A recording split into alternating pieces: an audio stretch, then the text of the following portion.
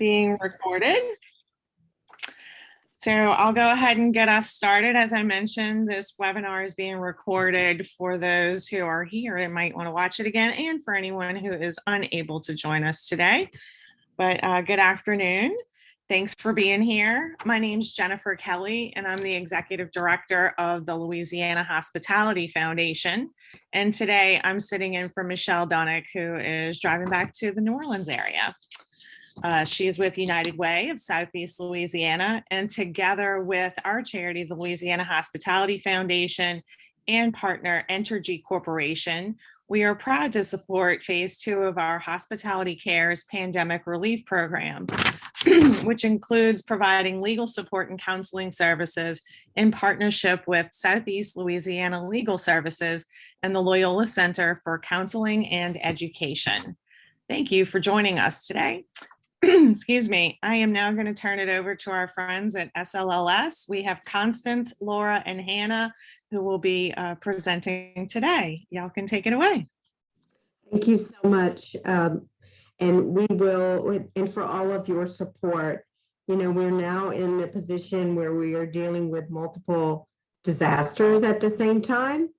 And so we're going to try to keep this to an hour, but it might go a little bit longer. We have 3 presenters today to talk about disaster legal issues for Hurricane Ida. And really what we're going to be focused on are those issues that come up pretty much immediately whenever there is a natural disaster.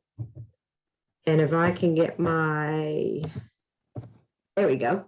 So our presenters today, myself, I'm actually the director. And really the only reason I'm doing the first part of the presentation today, which is going to be about Fema, is just because I happen to have some experience from that from prior disasters. And we're going to have Constance Touye, who is going to talk about disaster unemployment benefits, disaster food stamps, and also how to replace food stamps that may have been lost due to Hurricane Ida. And then Hannah Adams, a staff attorney in our litigation advocacy unit, who most recently transitioned from our housing unit, is going to talk about some renters' rights issues after Hurricane Ida and for other disasters. So the information in this presentation is not intended to be legal advice. It is general information. If you have a specific legal issue, we would encourage you to call our COVID-19 and disaster legal assistance hotline at 1-844-244-7871. So with that said, we're just going to kind of jump right in.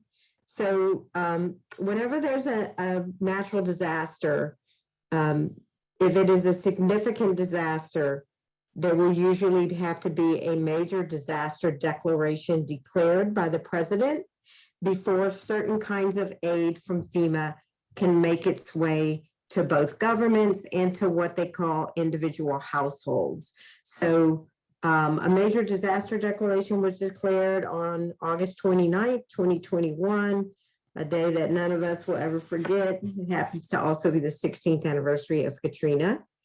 Currently, the registration deadline is 60 days from the date of the declaration, which will be October 29th, 2021.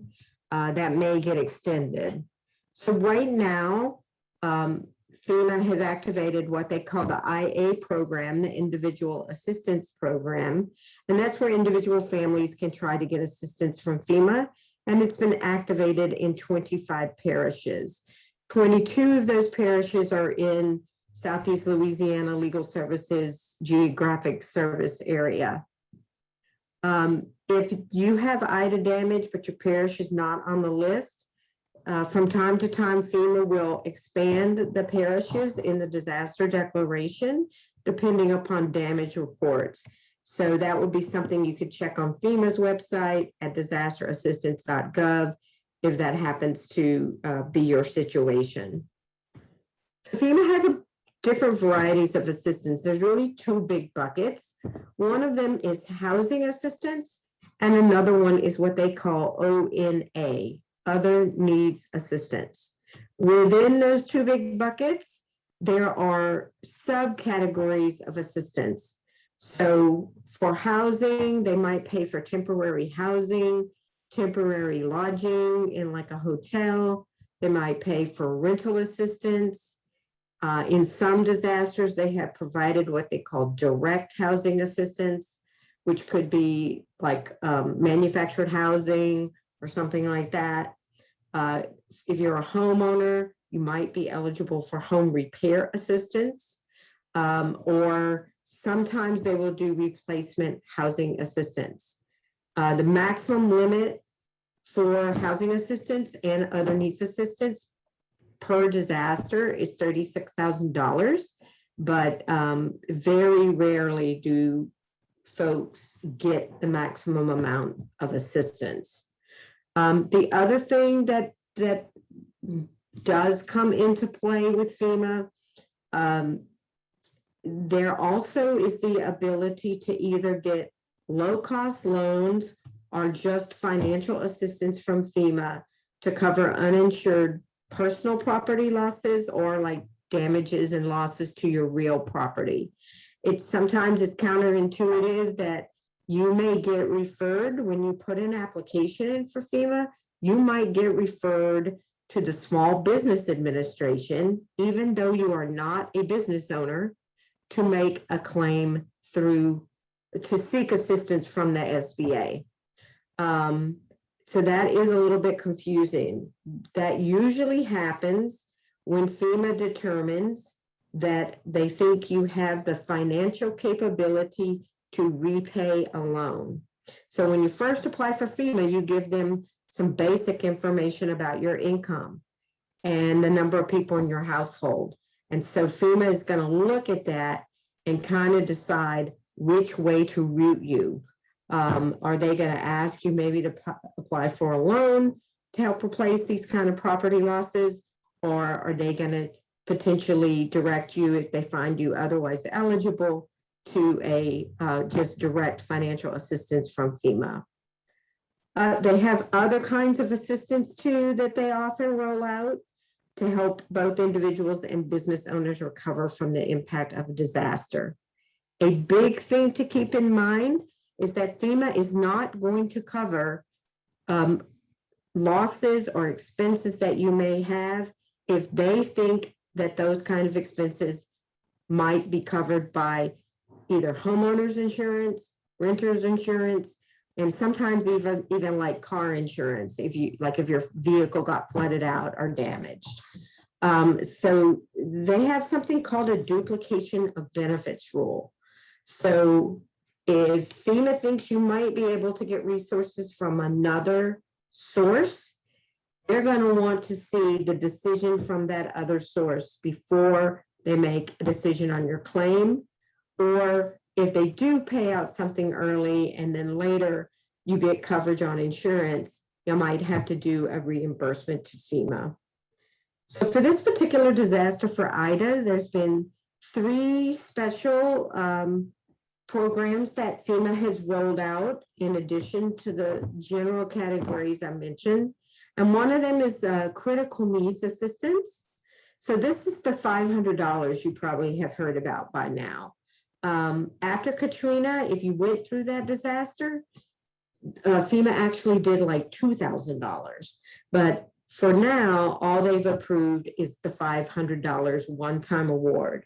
And this is for emergency items like gas to evacuate or gas for generators, or you had to replace food or water or medical equipment, diapers, things like that, like really critical needs.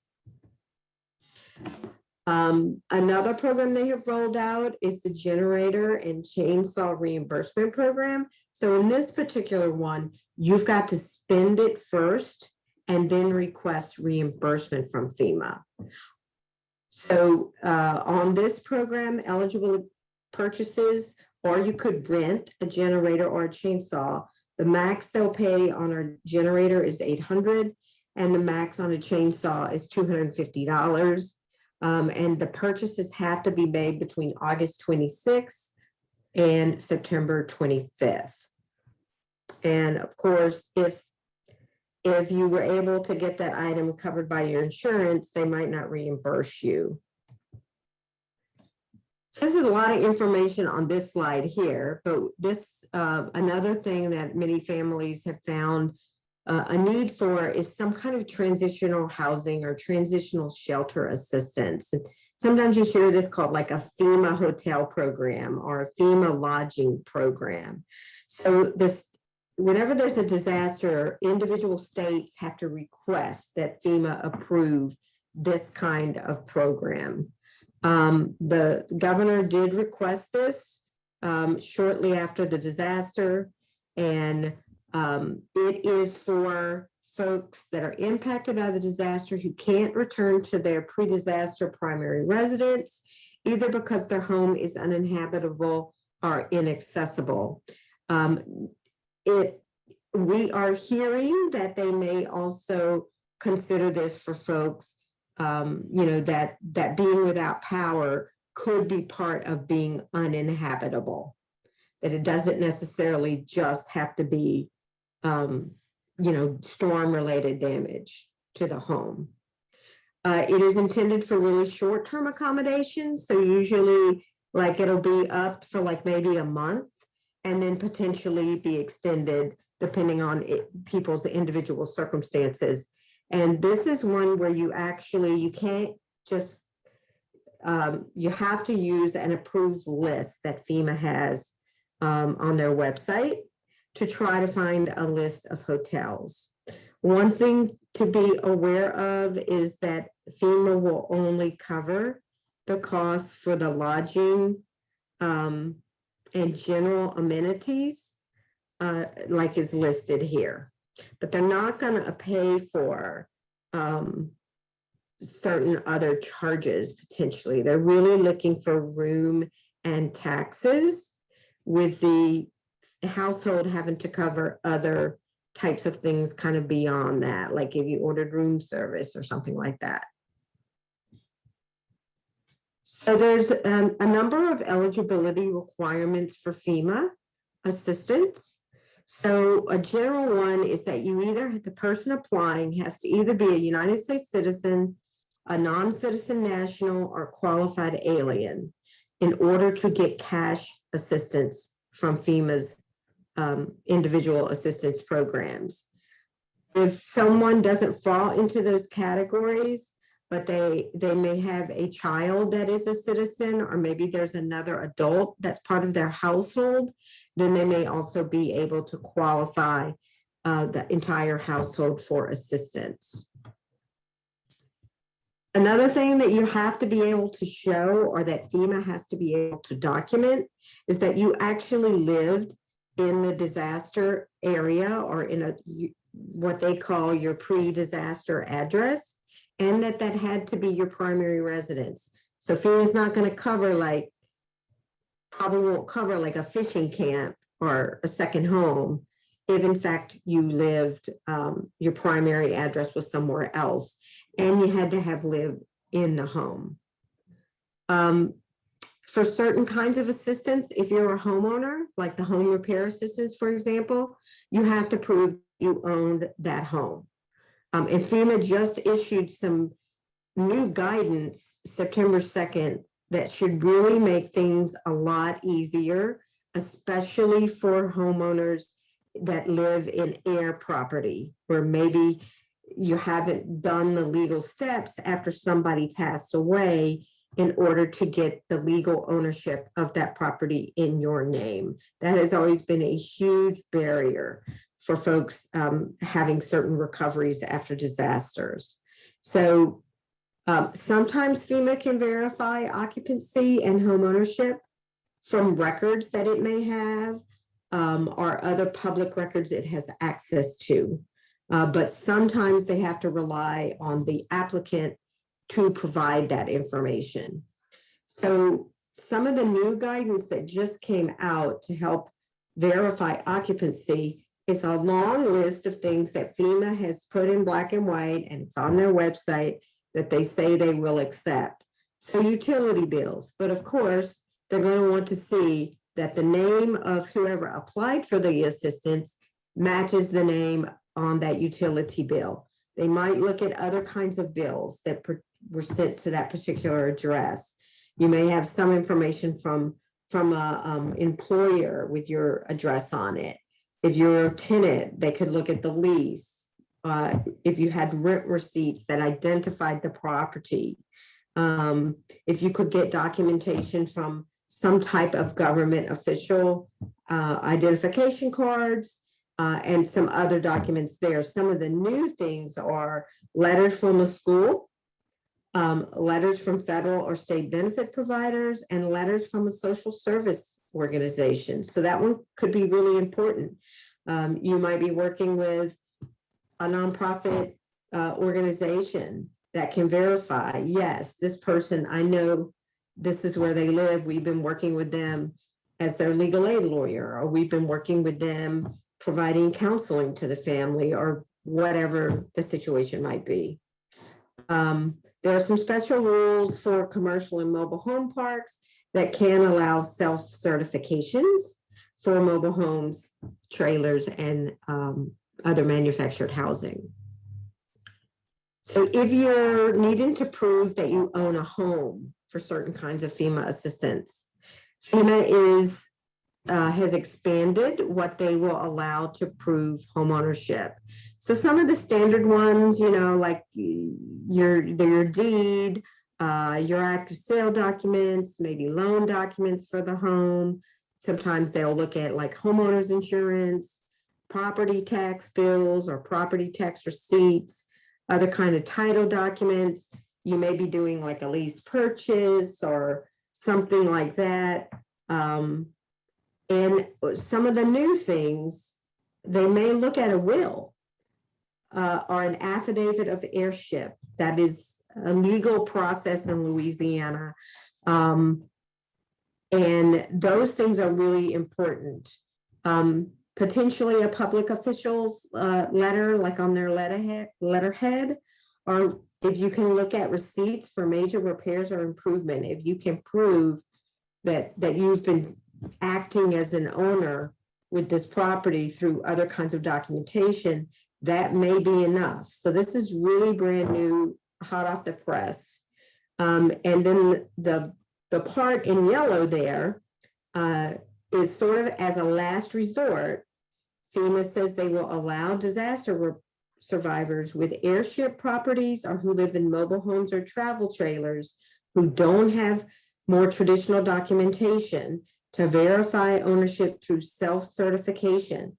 So this is the kind of thing, yes, you could draw it up yourself, but it would probably be better to maybe take it to a notary and have that drawn up. And so this is really new.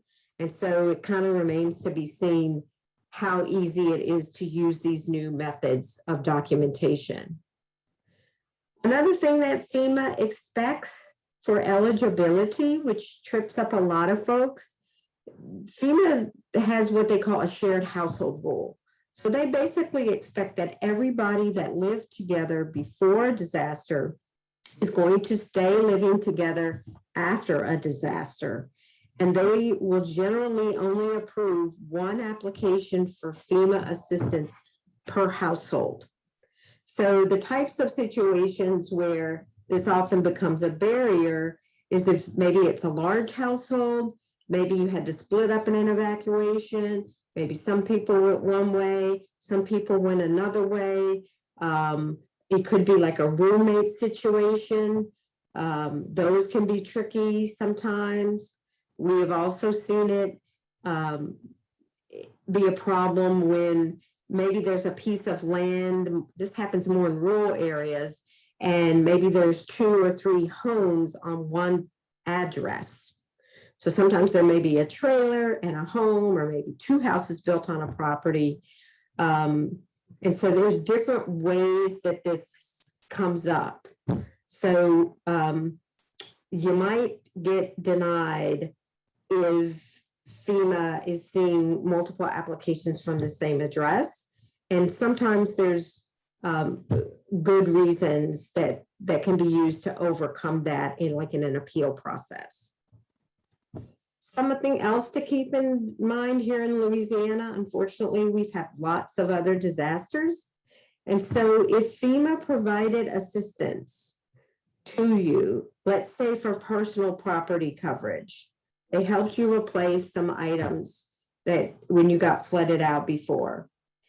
FEMA will generally provide enough funds in a prior award to cover 1 year of flood insurance, but they will tell you that you have a duty that if you want to be potentially eligible for FEMA assistance in the future, you have to maintain flood insurance.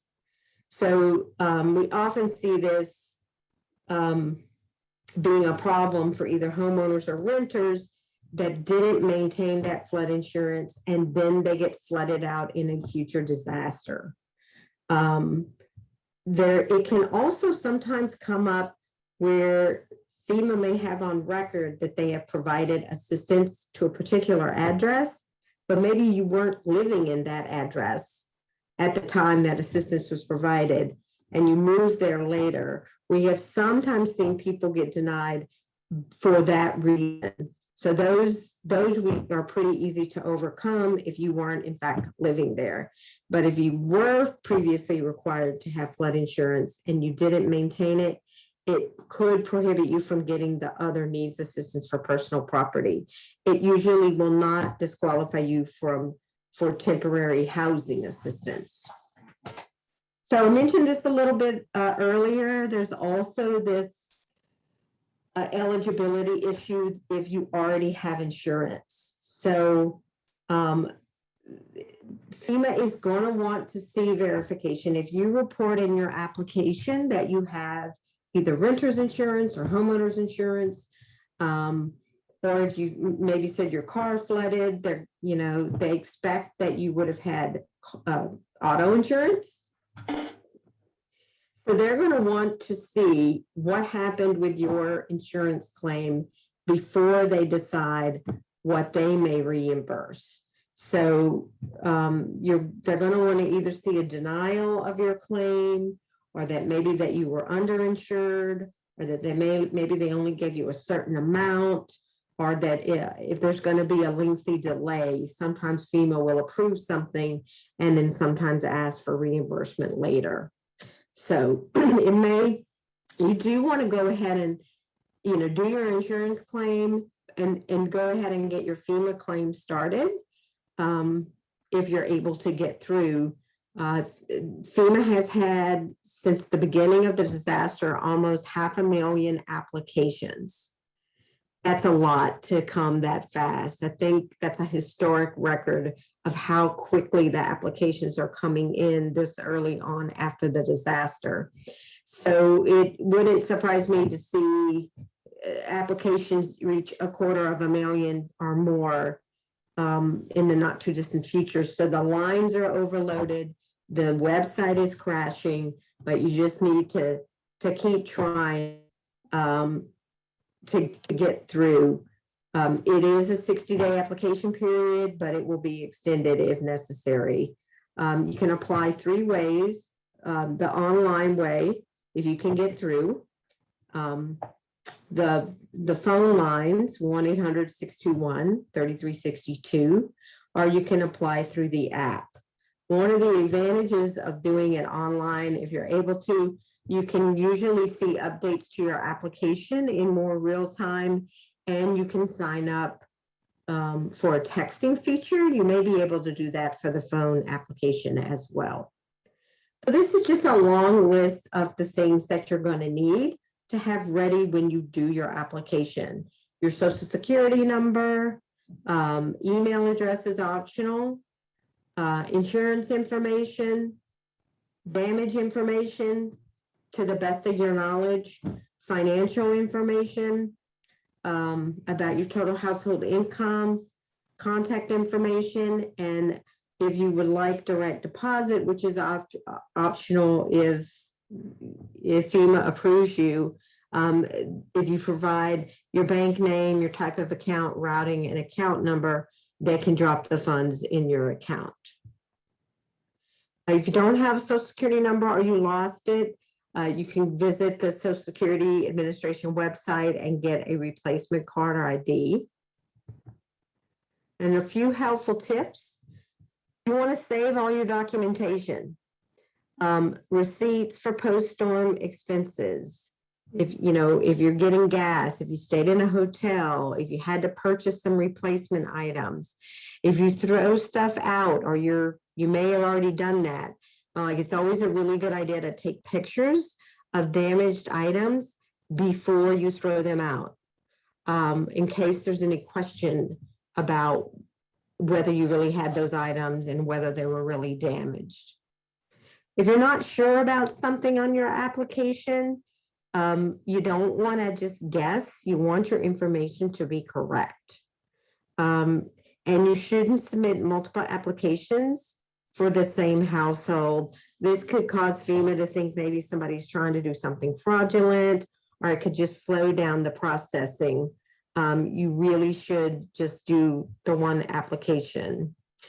Another thing to be aware of as you're going through a disaster, you may be getting calls from FEMA, you may be getting calls from an inspector that's working on a contract with FEMA. They will sometimes send an inspector out to assess damage to your home. You may be getting calls from insurance adjusters. So you may be getting calls from a lot of people who you don't recognize their phone numbers. So while you're going through this disaster for probably the next like couple of months, you should be answering your cell phone even for these unknown callers. You really don't want to miss that call from that insurance adjuster who may be in your neighborhood, or that call from that FEMA inspector, or somebody else that may be trying to get information so that they can try to assist you. This is just a warning. FEMA is a federal program. If there's any intentional false statements, it could lead to criminal charges. It could lead to recoupment actions from FEMA. If FEMA decides at a later date after it's paid you that it shouldn't have paid you, either due to an error or due to alleged fraud, it has to ask for that money back.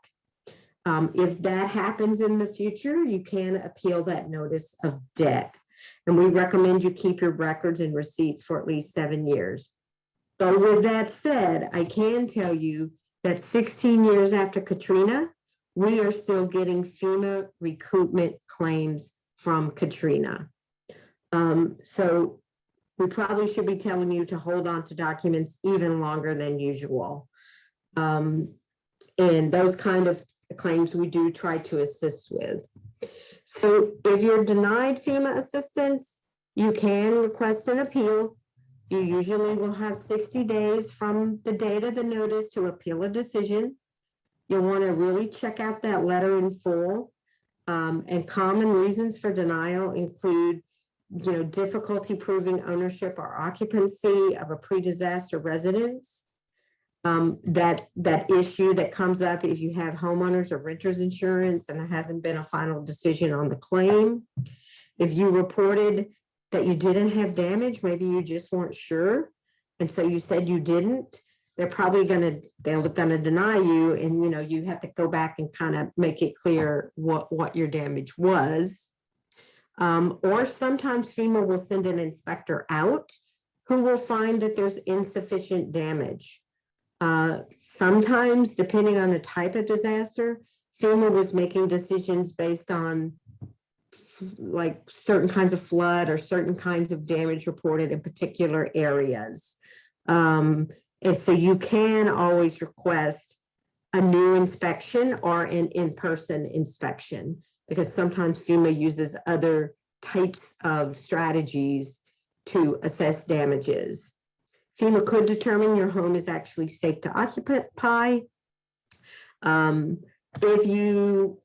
FEMA approves you for temporary rental aid, but they think you need to be out of your home, but you won't leave for repairs to take place, sometimes they could deny you for that. And then, of course, if there are multiple applications for the same household. There's some other reasons too, but these are some of the most common. So sometimes, let's say maybe you accidentally missed your 60-day window. You can certainly call FEMA and ask for more time. Or if you do, your appeal is going to need to be in writing though. So you can explain why your appeal is late in writing in your letter. And then you're going to explain why you disagree with FEMA's decision. And you've got to include some kind of supporting documentation that can help show why you should be eligible. FEMA is saying that they would like these letters, appeal letters, to be notarized. However, if that is not feasible, you can also include a sentence at the end where you are declaring under penalty of perjury that the information that you had provided was true and correct. Print your name, sign your name, and date it. If FEMA mailed you out a decision letter, there will be a cover sheet and a barcode. So you want to submit that back in. If you're doing things online, you might not have that. And every document that you send FEMA, you got to keep in mind, FEMA's, they're getting tons of documents. And sometimes people are sending 10-page letters, 20-page letters with supporting documents. And so you want to make sure that none of your pieces of paper get separated, or that if they do get separated, that it's going to be easy for the FEMA reviewer to figure out what goes with what. So you're going to want to put your name on it, the disaster number, which honestly, I can't remember what it is for this disaster. I think it's 4166, but I could be wrong about that. Your FEMA registration number, this will be a 9-digit number that FEMA assigns to your case, and only the last 4 digits of your social security number. I usually also add something like, if it's 20 pages, I'll usually also write like page 1 of 1, page 1 of 2, and so on, so that, you want to make it as easy as possible on the person reviewing your claim. There's lots of different ways you can submit your appeal. You can upload it online if you have your online account. You can fax. Definitely, if you're faxing, you want to make sure all those pages in your fax are clearly documented. If there is a disaster recovery center or a DRC that opens up in your area, you can bring that information there. FEMA advises they're probably not opening any DRCs in the disaster zone until at least early October. You can text DRC and your zip code to 43362 to try to find out if there's a local DRC, and you can also go online. And then you can also mail your package to FEMA. If you mail an appeal letter to FEMA, always make sure you have a copy of it. You don't want to send them your last original. You want to be sending, you want to make sure that you have a copy of whatever you send. I think most of this we already talked about. You can continue to call the office at FEMA to try to get updates, maybe like every week or so.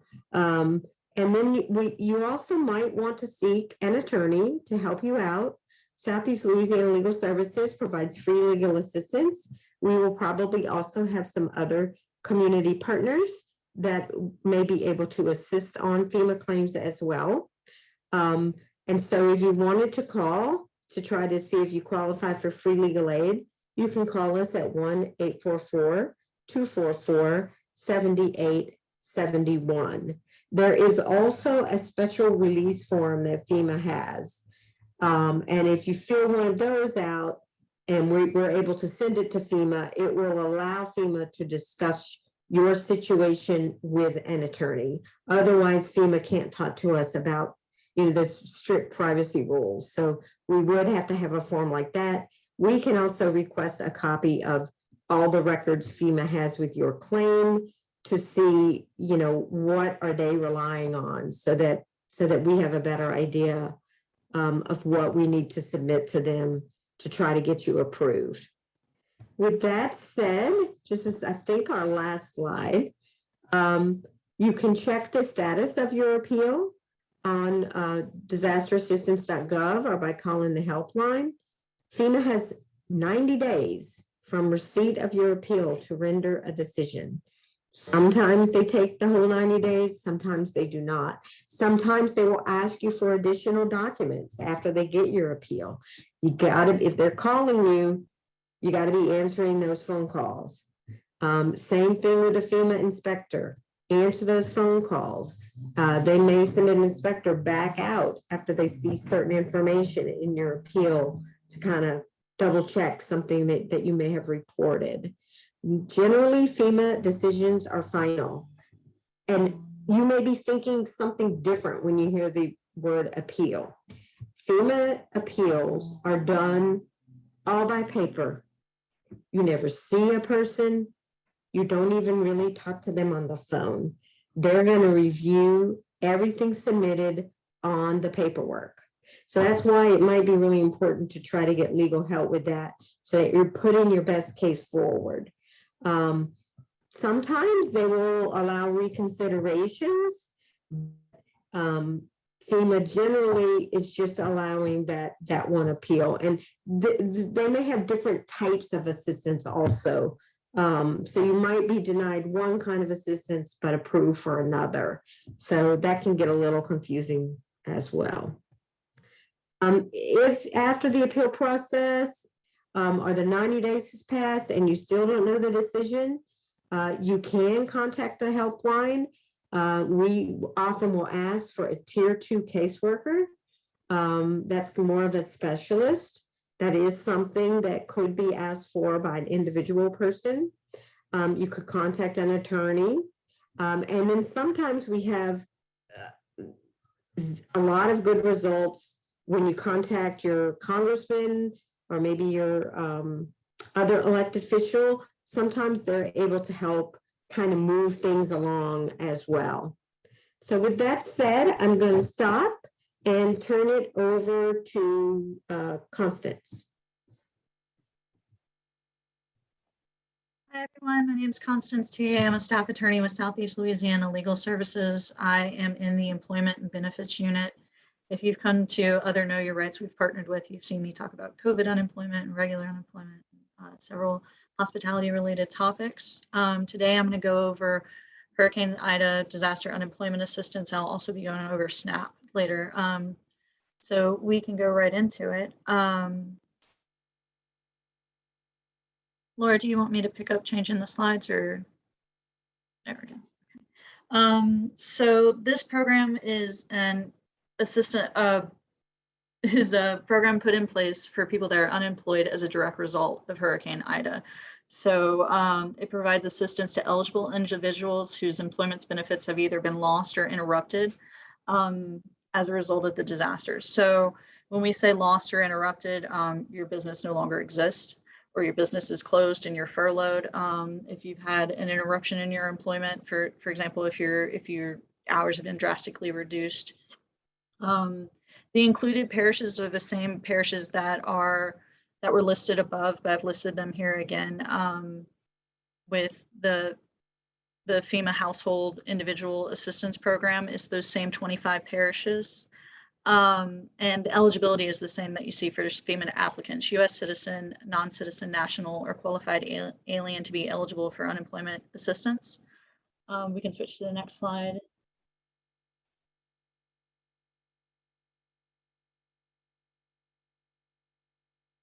So for eligibility, and I've said this and I'll say it again, and it does, the way unemployment works and the way it's worked during COVID and the way it works during disaster is they first assess your eligibility for regular state unemployment insurance. Unemployment insurance supersedes the other programs.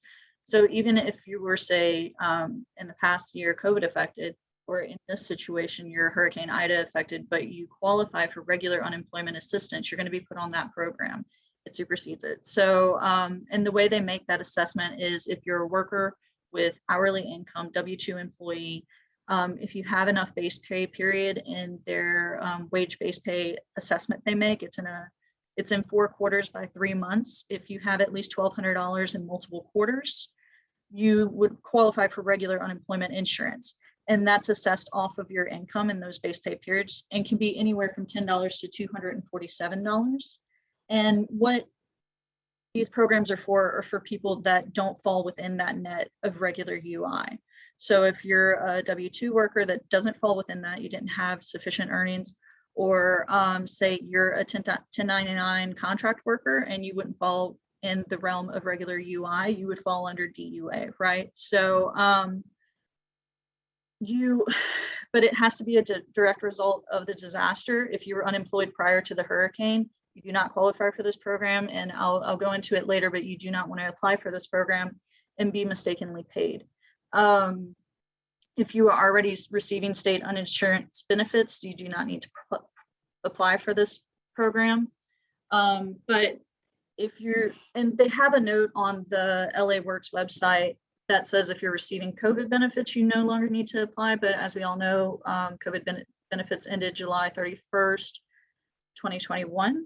So what kind of assistance you can expect to receive? Well, as I said earlier, with UI, you can be put anywhere on the spectrum from $10 to $247. But with DUA, based on the income information you provide, whether you provide your self-employment earnings that you calculate yourself, or whether you provide your W-2, taxes are sufficient, you can get paid anywhere from, the base is $93, the max is $247, and that's on a weekly basis.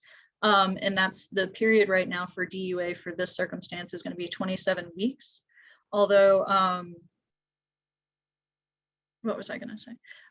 It lasts 27 weeks, but you only get paid when you apply, which means you have to apply every week for assistance to get your weekly benefits. And if you have small earnings, you need to remember to report any small earnings you may earn. Say if you're an individual contractor and you sell one painting or something like that, and you make a little bit of money, you have to report that to the agency. And if you don't, it could result in owing the agency money. But for every week you don't file, you don't get benefits. So it's important to stay on top of your filing.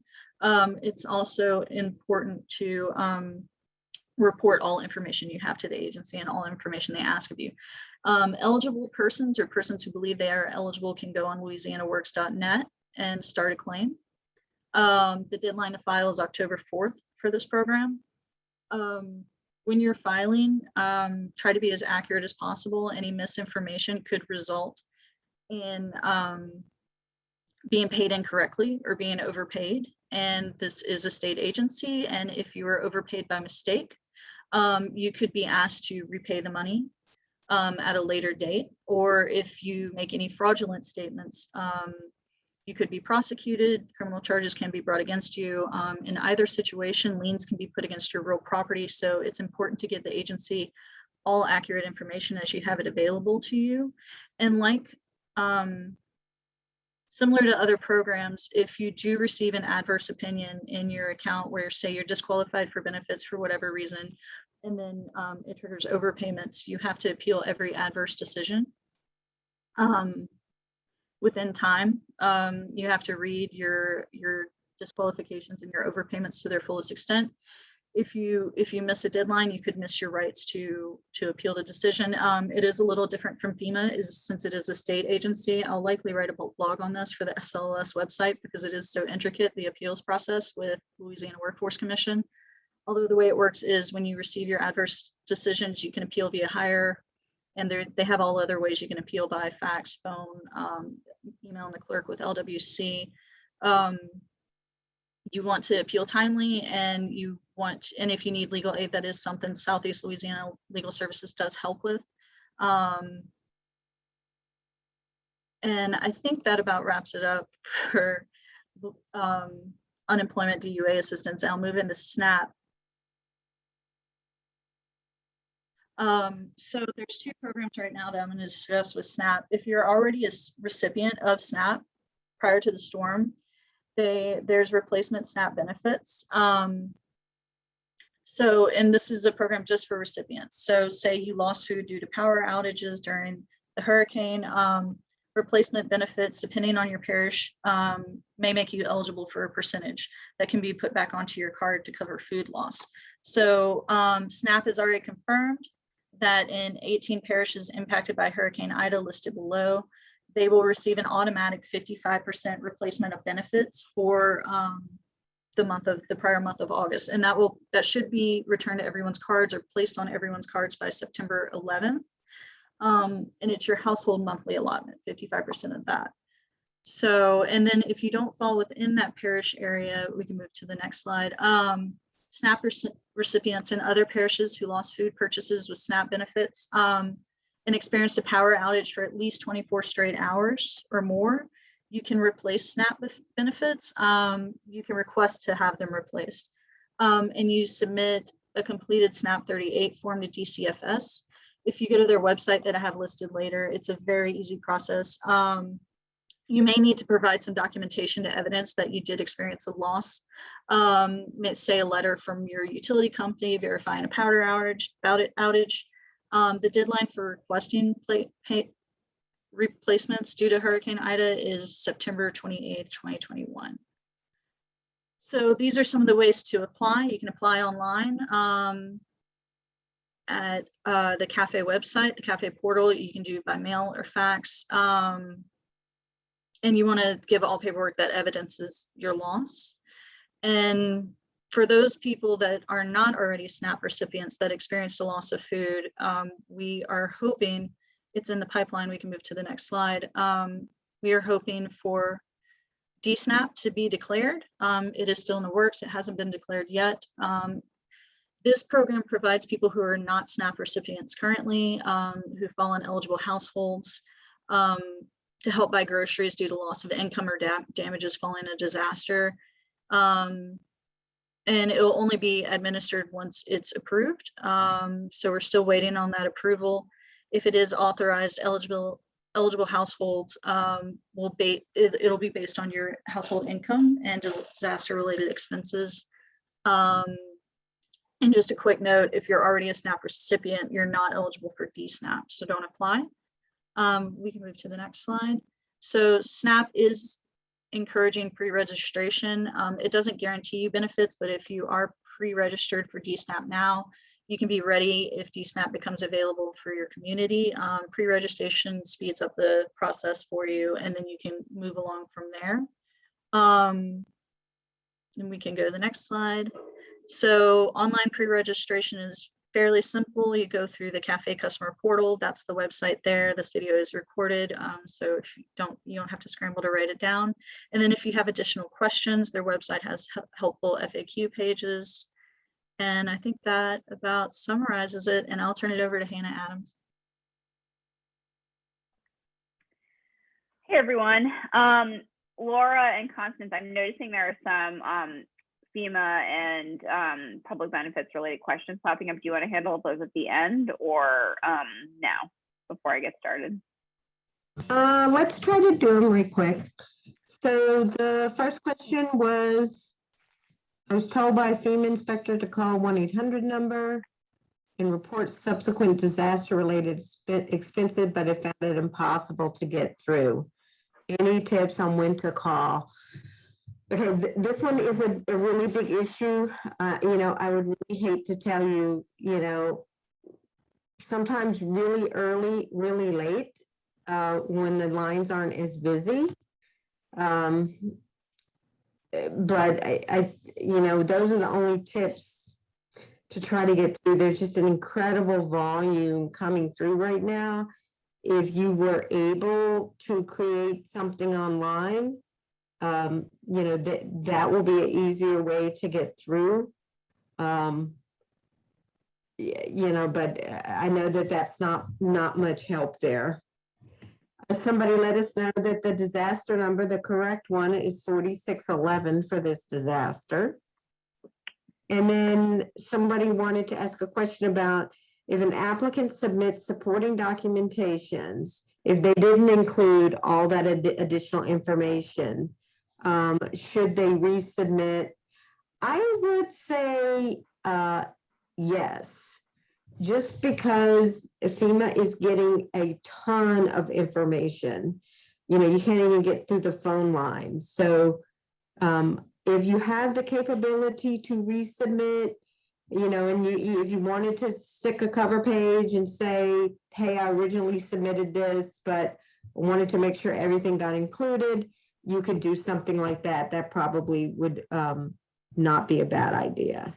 I think those are all the questions so far. There's one more there's one- question that we'd like Constance to look at.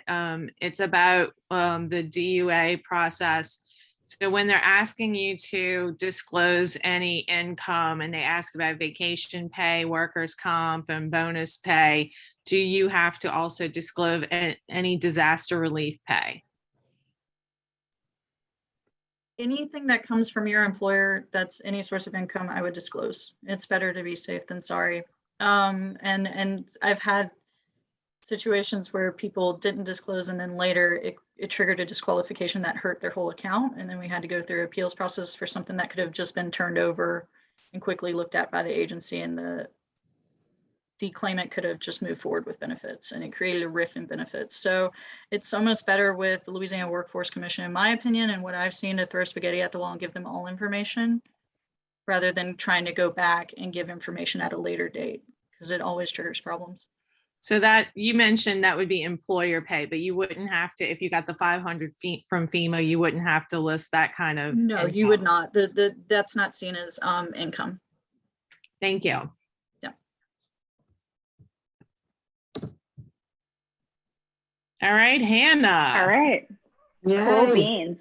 Hey everyone, my name is Hannah Adams. I'm a staff attorney in the litigation and advocacy unit at SLLS, but for the last 6 years, I've actually been working in the housing unit. So I'm going to talk a little bit about some common renters' rights questions that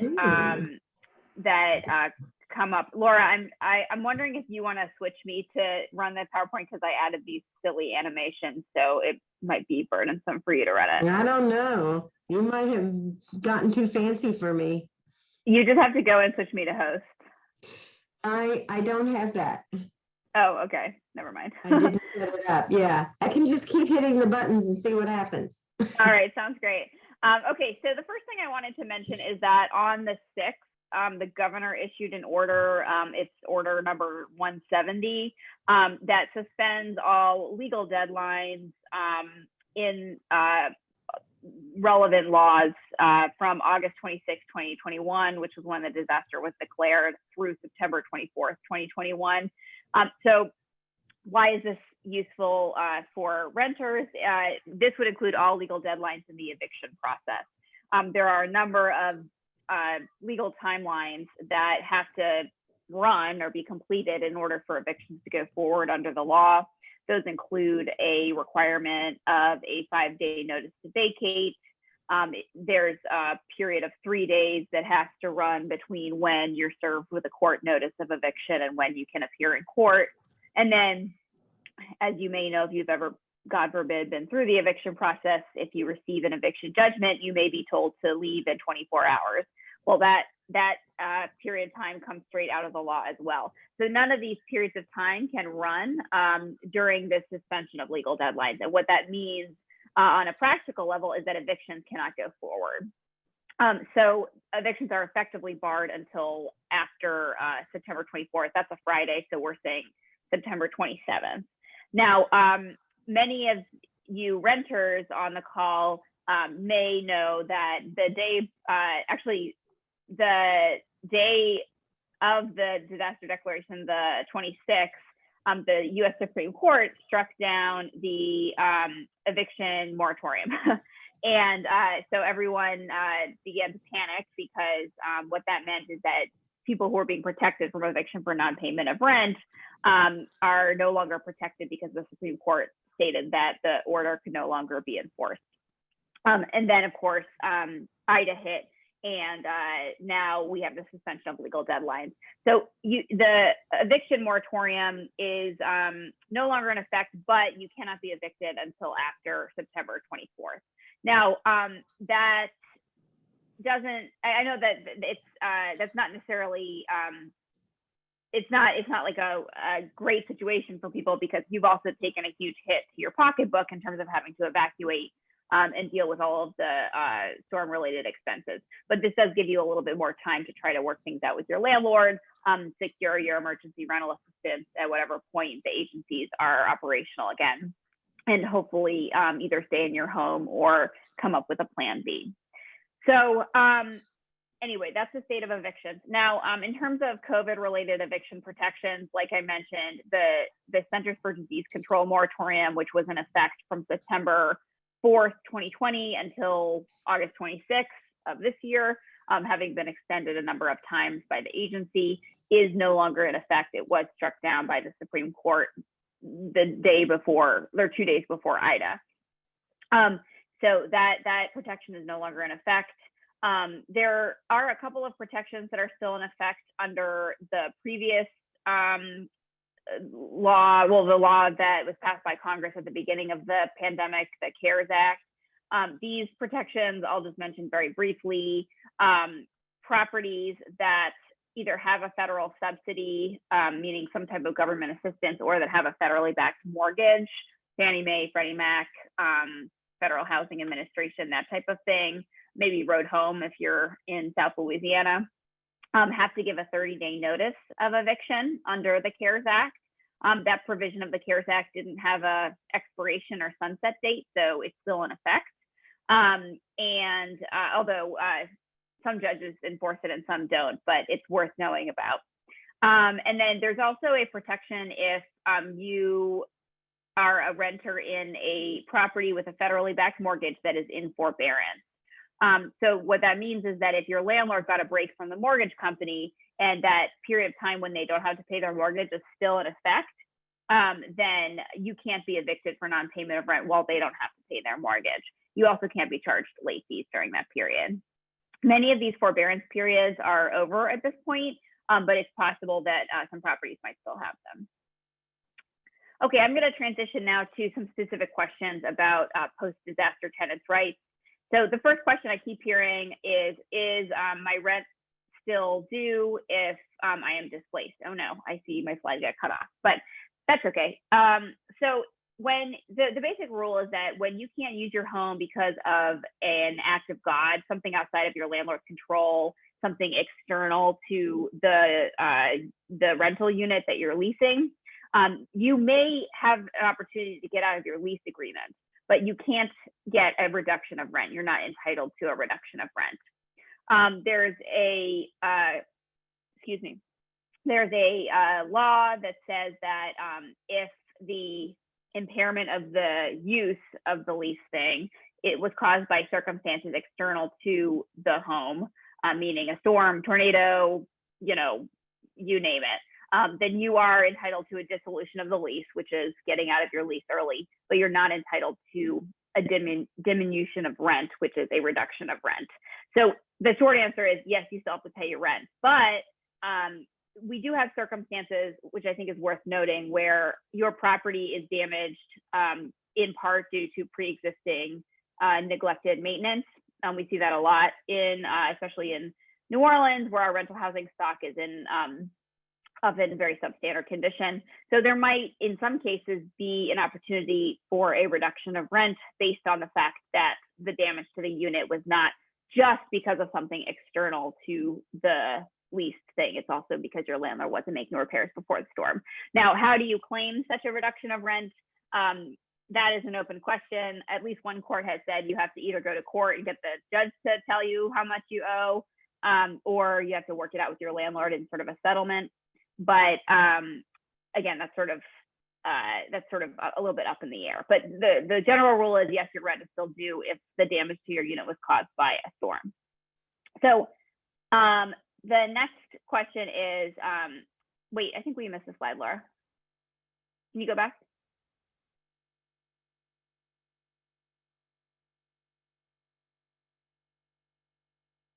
Still, I think we're still missing a slide.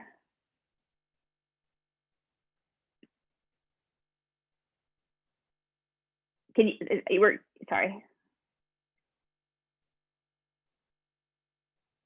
Okay, well, that's all right. I guess we missed a slide, but I will outline what it said.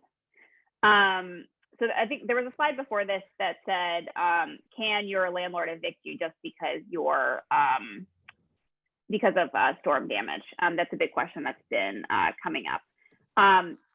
The short answer to that question is it depends on how serious. There we go. Depends on how serious the storm damage is.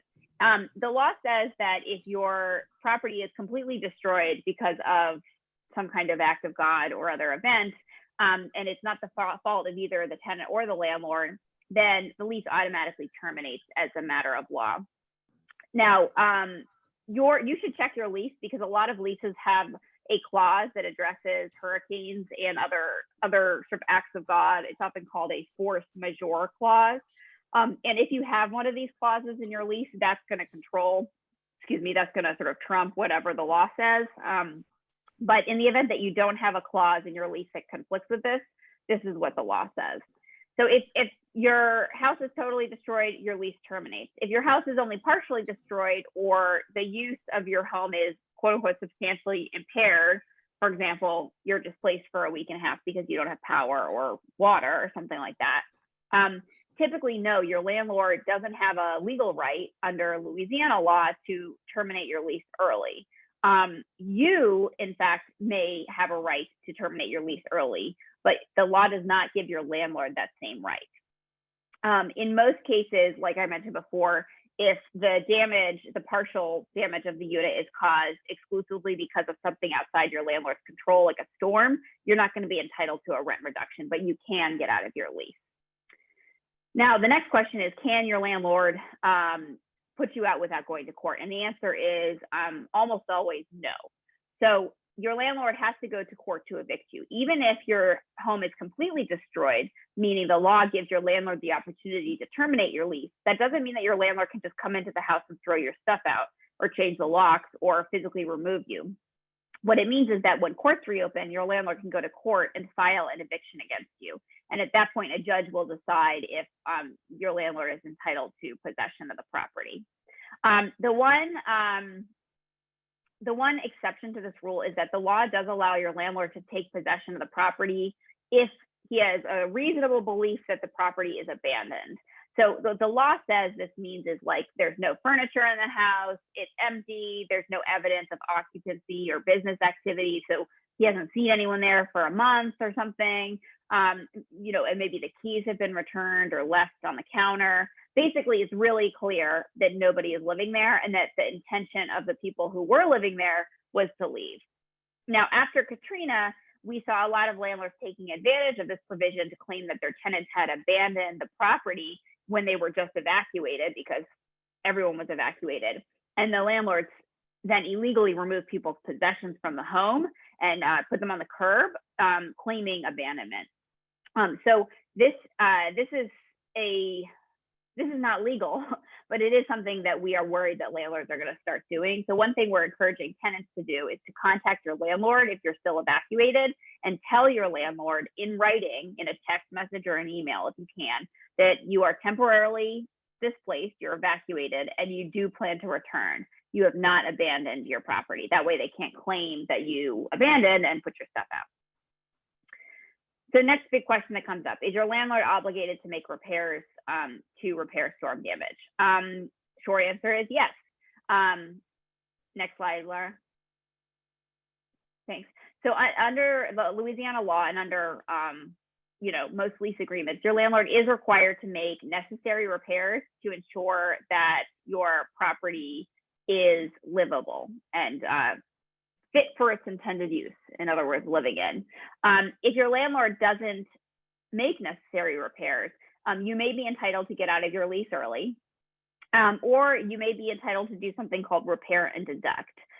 This is outlined in the Louisiana Civil Code. It's a process where if you give your landlord written notice that necessary repairs need to be made, and your landlord doesn't do anything in a reasonable amount of time, which of course that is not defined what that means in the law, but use your judgment, then you can actually hire someone to make the repairs yourself.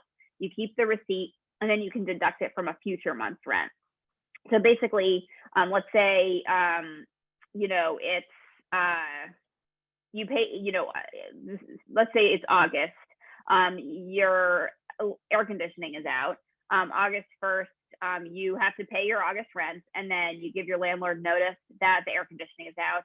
And 3 weeks later, nothing's happened. So you hire the AC guy to come out and fix the AC, and you can deduct that amount from September rent. You can't deduct it from August rent because August rent was already due. So it essentially requires that you have extra cash on hand to front for repairs. So this, it's very important to document the repairs and keep all your correspondence with your landlord in writing. We say text message is the best way to communicate with your landlord. Next slide. Okay, so now this is kind of the next thing that comes up. So I previously said that if your home is not totally destroyed, your landlord doesn't have a right to automatically evict you. However, your landlord does have a right to make repairs that cannot wait until the end of your lease, even if it involves temporarily inconveniencing you. So your landlord might say, okay, there's some roof damage, and I'm gonna have to tear out the ceiling of your bathroom. So you're gonna have to go live somewhere else for a week. And your landlord is not obligated under the law to put you up in a hotel or to pay for your alternative lodging. But under some circumstances, you might not be required to pay rent while you're displaced. That's called an abatement of rent. Again, the law uses this frustrating word may a lot. It doesn't say you know, it doesn't say you have to pay your rent or you don't have to pay your rent. It says you may obtain a reduction of rent.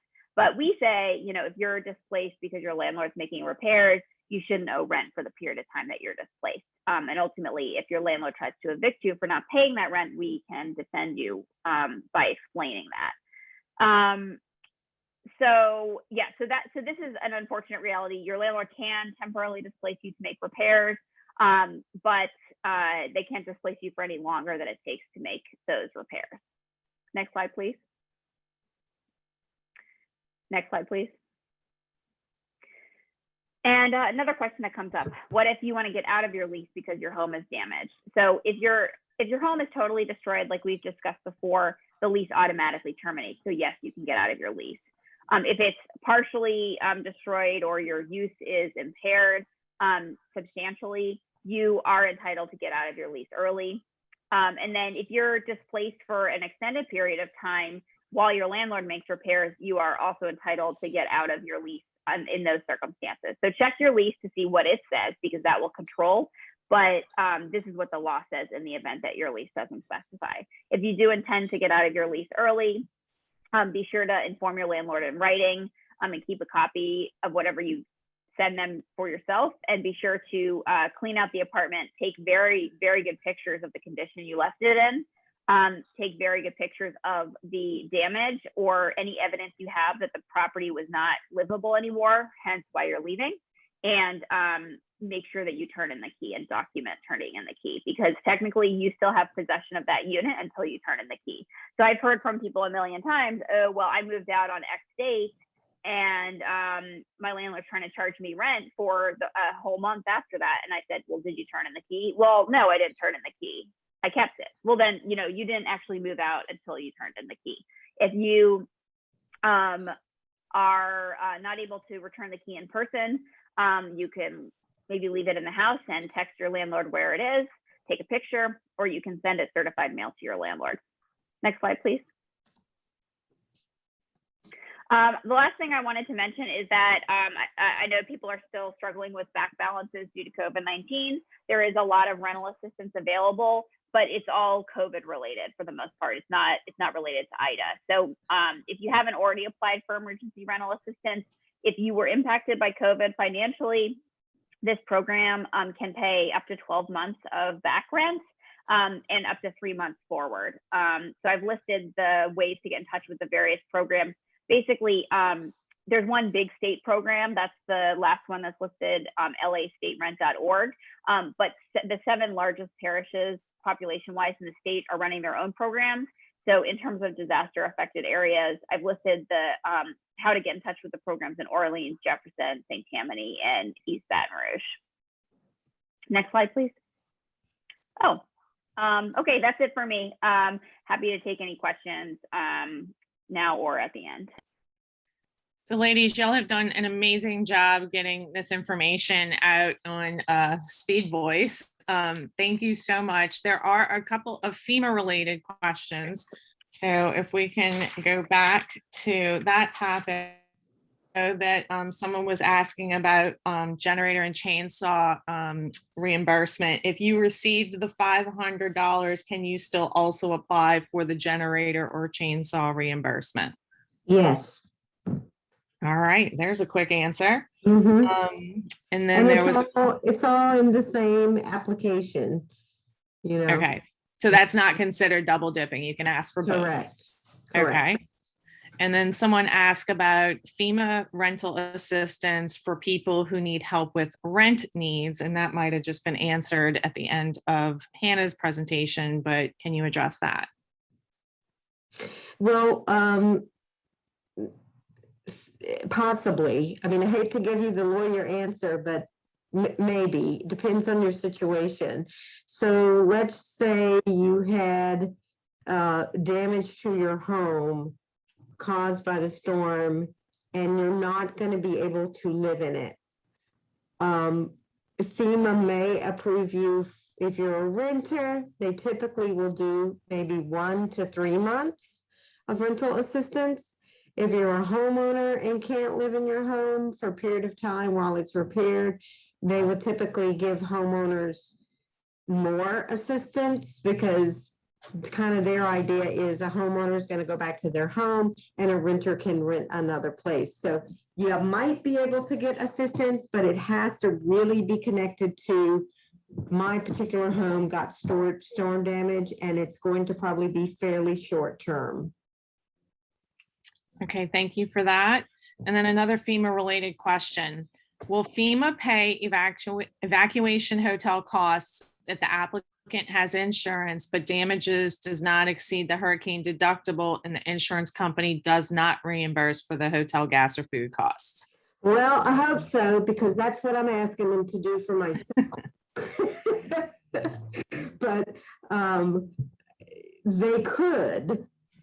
Just say they could. Whether they will, I think, is a whole nother issue. There was actually a directive from the Louisiana Commissioner of Insurance that just got released yesterday or today, where they are asking or directing insurance companies to go ahead and approve payment of what's called usually additional living expenses or loss of use under insurance policies for evacuation charges. Those kind of things usually aren't done unless there's a mandatory evacuation ordered. But even if that happens to you and your insurance company decides to approve it, if you have, let's say, a $5,000 deductible for hurricanes on your policy and only $2,000 of expenses, the question is, will FEMA pay those expenses, which are less than the deductible? They might. So we're going to find out. I'm finding out myself soon, but it is possible. I know that Michelle, who couldn't be with us today, had a very specific question that I promised her that I would ask about that chainsaw and generator reimbursement opportunity. She just said there's not like a button to push that says chainsaw or generator. So can you give some specific direction about what to look for on the screen to request that? That one, because it's a new thing that's rolled out specifically for Ida, probably the best to try to call. That is, it's very hard to get through, but it's probably best to try to call. If you're able to communicate with FEMA through your online application, but honestly, I've got to look at that myself to see how easy it is to do online, but it's probably best to actually call, although it's so hard to get through right now. Okay, and I see another question came in, and this is about Dsnap. My income is from workers' comp. Will I be able to apply for Dsnap? Yes. So the quick answer was yes, Yes. to Miss Mary. Mhm. So go ahead and do that pre-registration. It's not approved yet. It's a pre-registration process, but you're being encouraged, Miss Mary, to do that. I don't see any other questions that have come through the technology, and I didn't have any that were sent in advance. So I want to take this time to wrap up and thank all of our presenters and attendees for all of this great information. Up, I see one more question. Does FEMA cover the cost of a flat tire replacement that's caused during storm debris, that kind of stuff? I got a flat tire because there's debris everywhere. Is that something FEMA can help with? Honestly, I don't know. That would be a tricky one. Okay. I'm not I sure know about that that's one. something, I've Mhm. said it to my own family, that's something we all need to be aware of, is that there's debris from what fell, and there will be lots of work in our communities, and things happen where they bounce off of a truck. So we'll all need to be very aware of watching our tires. And then something else I thought I would mention from the Hospitality Foundation, we did some work helping people after Hurricanes Laura and Delta last year. If someone is in a situation where they're thinking about leaving a lease or leaving their rental, I highly recommend that you think really hard about what your resources are, because our housing inventory is extremely limited in the disaster areas. Even areas that might not have had as much damage are already without inventory. I've had people reaching out to us saying, I need help because my place is unlivable and I can't find a place to rent. So if you are thinking about making a change for whatever reason, just be aware that the inventory is extremely limited and you may end up having to go further from the immediate area if you have to relocate. So that was my closing comment. Anything else from our SLLS ladies?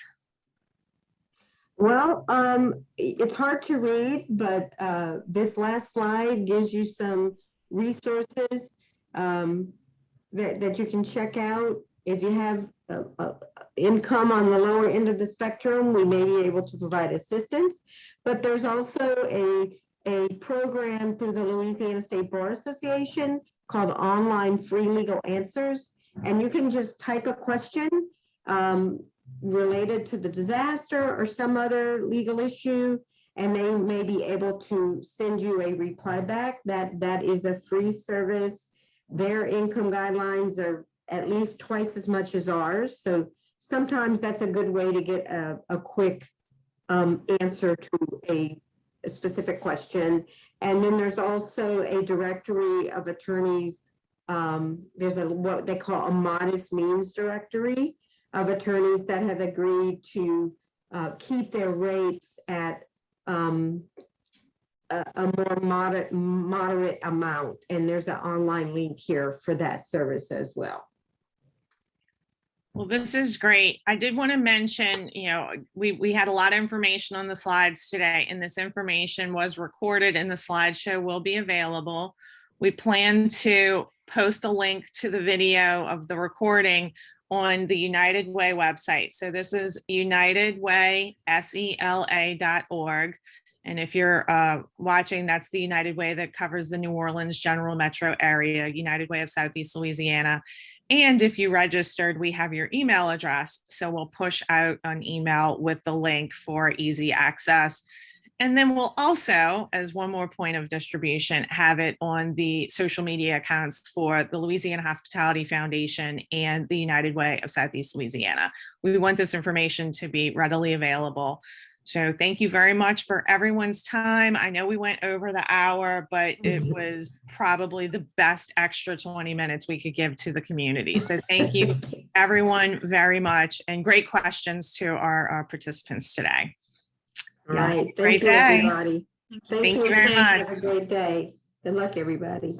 All right.